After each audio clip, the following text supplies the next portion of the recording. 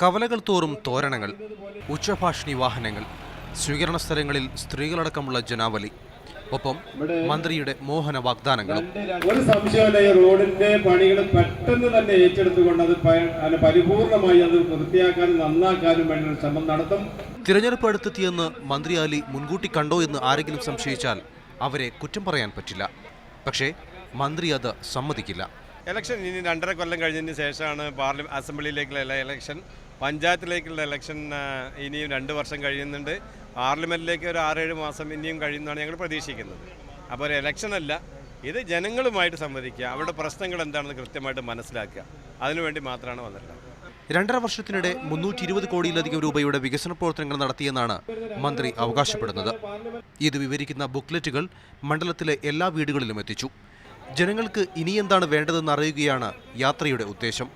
സ്വീകരണ സ്ഥലങ്ങളിൽ നൂറുകണക്കിന് പരാതികളും മന്ത്രി സ്വീകരിക്കുന്നു.